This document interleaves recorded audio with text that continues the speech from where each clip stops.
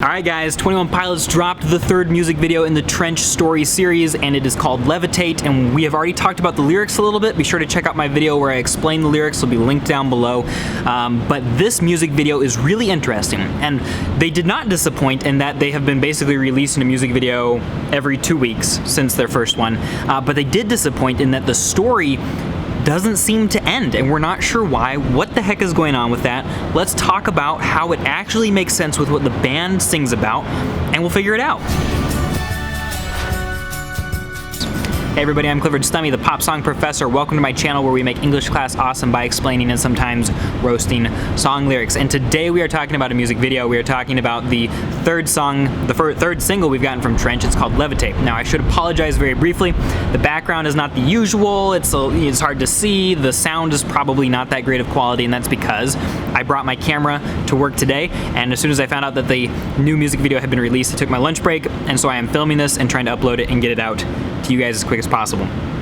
That being said, two things we're going to talk about today. One, we're going to talk about the story and exactly what some of the symbolism and the themes are behind the Levitate music video, and then I'm going to update some of my interpretations from the lyric explaining video that I put out the day before this one, just because the lyrics have been updated, and so some of the ones that we couldn't hear before, we now can hear, and so I want to touch on those just a little bit. So let's go ahead and start by talking about the music video, and I'll kind of summarize what happens in the music video as we go. I apologize, I won't have a lot of pictures in here just because I'm trying to get this up so quickly because I do need to get back to work teaching people in real life.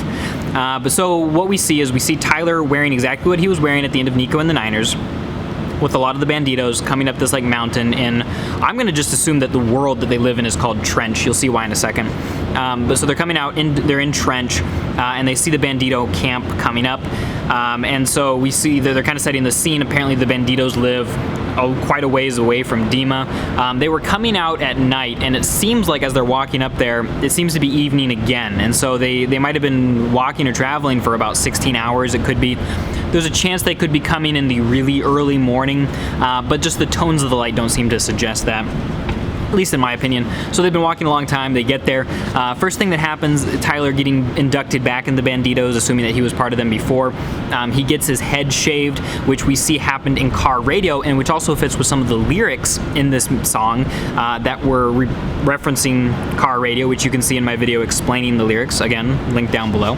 So he gets his head shaved, and in the past, Tyler said that the reason for shaving his head, particularly in the Vessel era, was because he wanted to remind himself that vanity is not what's important, and to not value what everybody else values, and in this case, it was good looks. And so he gets his head shaved, and it kind of helps him maybe to refocus his life and recenter symbolically in this music video, because we know that a lot of what's happening here follows from Blurryface, where Blurryface was all about insecurity and doubt and fear and not being happy, and about the insecurities around the things that he created, thus the hands and the neck being covered in the black stuff that the bishops put on his neck. So what he's doing with the haircut is he's saying, you know, now that I'm back and centered and I'm not being captured by the bishops of insecurity and doubt, I'm also going to get rid of the bishop of vanity, if, you know, assuming that the bishops do represent different, you know, quote-unquote sins. And he's just like, screw that, I'm not going to go back to living in fear and doubt because of that. I'm going to get rid of my hair as a reminder of that. So he's getting kind of inducted into them, and we see him walking through like these two lines of people, and they're putting yellow stripes on apparently a different jacket, and this just seems to be symbolic, I think, of him relying on other people for the strength to fight the bishops, and that's something that we really saw in Jumpsuit. And I wonder if Tyler hasn't changed a little bit. Oftentimes in his self-titled, he talked about helping fans and helping friends, like in Oh Misbeliever or in Before You Start Your Day, and then in Vessel and Regional at Best, we started to hear, I felt like, him continuing to help people like in Guns for Hands, but also talking to God directly, asking for help. Blurryface was more about the enemy, and then we get into Trench, and maybe Trench is more about looking at other human beings for that help, and so it could be Tyler learning stuff, trying to be less of an individual and trying to rely on other people more. That's one of my main theories so far. So they're giving him those stripes. He's getting ready.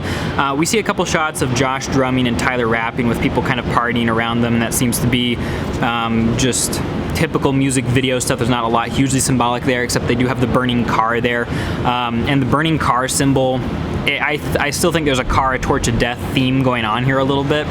But we'll have to see more exactly what the car means as we continue on, because I don't think that they've made that very clear yet, and anything that I could say would just be guessing at this point. We also see shots of the vulture, and there's references to the vulture in the song. The vulture he talks about feeding on death, feeding on bad things. The vulture is what comes and picks your bones. It seems to be a symbol of the bishops. And Tyler calls himself a vulture, and so he's partially responsible for some of the death in his life. And speaking of the car, a torch of death theory, which you can see in my Dima for Dummies setting the stage video, also linked in the description. In fact, there's a lot of videos linked in the description. You should probably just go watch. But if we had a car in Heavy Duty Soul and Jumpsuit, and if we had a torch in Nico and the Niners, maybe the death is what Tyler has referred to as the Death Eaters, the vultures, on the Dima.org website. On the title of the vulture picture on that website is Death Eaters, and so maybe the death is the vulture. The vulture is looking for the death, and maybe Tyler getting kidnapped at the end of this, maybe that's like a symbolic death. All right, so people give him yellow, friends, supply, trying to check my notes, car. Okay, so at the very end, he's sitting quietly in a dark corner with a couple of the people at the campfire. The bishop comes up, goes for the neck, and drags him away by his clothes around his neck. And so that, again, goes back to the symbolism of the neck and the hands, and that's the bishop coming back and getting him, kidnapping him, taking him back to Dima, where the bishop thinks he belongs. The bishops don't seem to get flustered. I find that very interesting as they go into this. They're just very consistent, and they keep coming back. And if they are bad, insecure, or fearful thoughts, that makes sense, because when I have insecure, bad, or fearful thoughts, they don't seem to be afraid of me. They seem to be just fine with coming back, no matter how many times I defeat them. And I think that symbolism is what's happening here with Tyler. I think that's what he's talking about. Now, obviously, I've been talking for a super long time about this, so let's go ahead and look at some of the lyrics. One quick commercial break. If you want to learn to write lyrics like 21 Pilots pre-Trench era, we haven't added the Trench module yet. There is a course in the description down below where you can get 3 hours of lessons from me about how to do so. I guess we could say that they're kind of sponsoring this video, except it's me that I'm sponsoring my own video. Anyway, back to the explanation. So as far as this section goes, I just want to go over a couple of lines that have been updated since my last video, and they kind of make clear some of the lyrics that I hadn't quite understood or couldn't hear. And so my heart is with you hiding, but my mind's not made. And so it seems like he really wants to be with his friends, but he's overthinking it and he's not committing to it. And that could be referring to the Banditos. He says, now they know it like we both knew for some time, I'd say. They're smirking at first blood. Seems to be the bishops. They're circling above the vultures, but this is not enough. Yeah, this is not what you thought. And that's referring to the song itself. More explanation of that on the lyrics explanation video. And I do want to point out the I got back what I once bought back in that slot I won't need to replace. It's that car radio reference that goes along with the haircut. He says sleep in, and more of that explained in the other video. Sleep in a well-lit room. We weren't sure, we hadn't quite heard the word well-lit, and so it seems like he's trying to keep the lights, particularly maybe those torches, to ward off bishops and bad thoughts. Don't let the shadow through. And now here comes the 8. It says chorus, verse. Now here comes the 8. And that could refer to the bishops besides Nico, or it could also refer to the 8th in like the timing of the music, because Josh does this little like drum thing. And I'm not a huge expert on the actual musical side of things, but I think that is an 8th beat or something like that.